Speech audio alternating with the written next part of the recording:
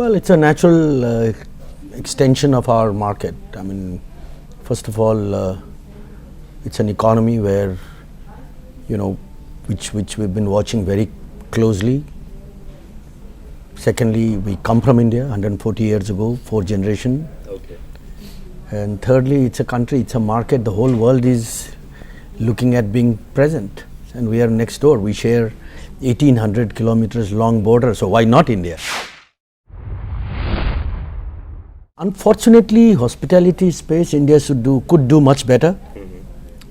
India offers, a unique kind of a set of opportunities when it comes to the different forms of attraction, ranging from the slopes of Gulmarg to wildlife of Madhya Pradesh to cultural triangle of Agra and Jaipur and Rajasthan. You think of anything, or Goa for that matter.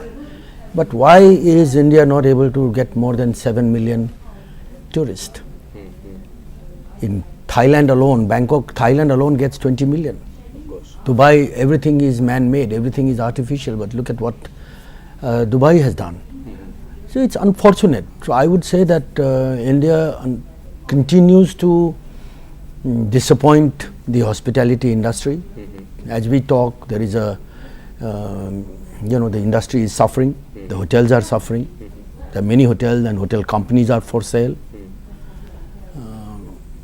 Somehow India's story,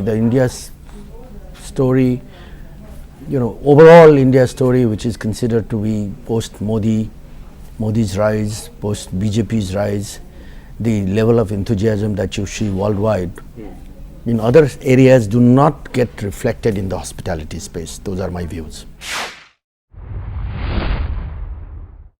I think business-wise, we need to be very competitive.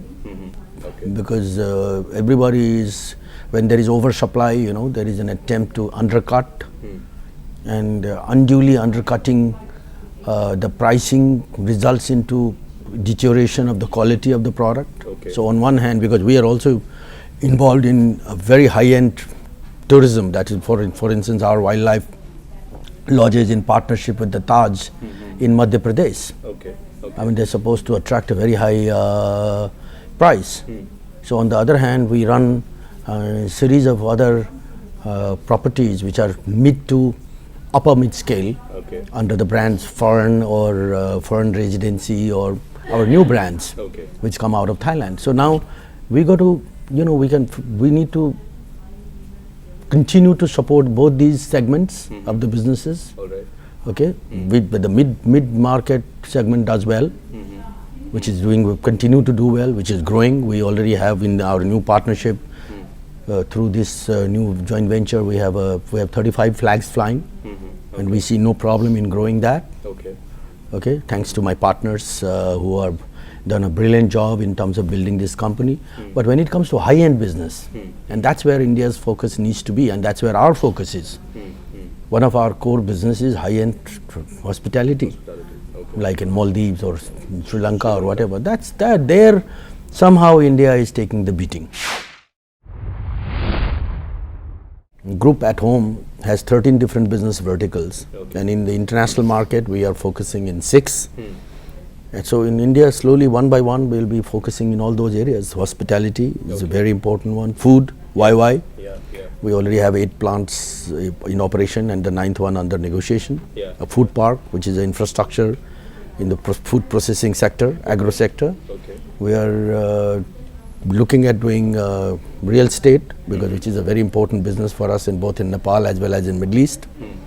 Okay, we are looking at financial services. We own the largest bank of Nepal, and we want the Nepalese bank to come and be active in India. Well, I think that's part of a problem, because India market could not grow as expected. The supporting infrastructure has not been as dynamic. And there was a time when there was a lot of attraction, there was a lot of interest, and everybody jumped in.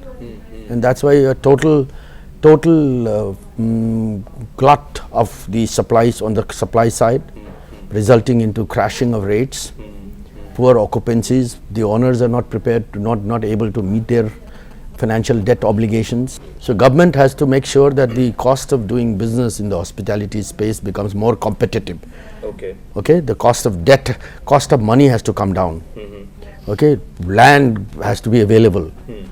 You know, and then supporting infrastructure has to be available. Okay. Okay. If India wants to compete with, or it not wants to, it has to compete with Middle East or with the ASEAN countries or Singapore or Hong Kong or China for that matter, they have to see what they are doing, what is it that they are doing which we are not doing.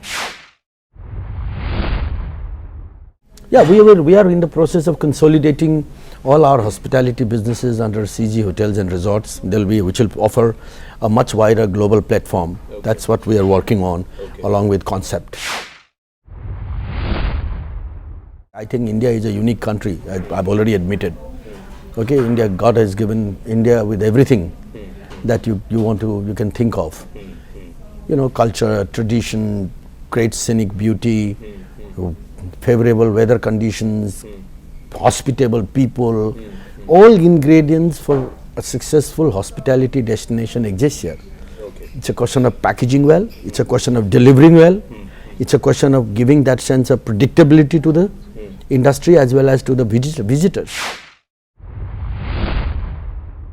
I have a little tiny boutique property which we own in Shangri-La in China, in Yunnan. Okay. It's very small, tiny, Okay. but it's a great experience. It's next to a monastery, you know. Okay. The setting, the whole experience is fantastic. Okay. That's the It's called the Arokampa Jing Journey.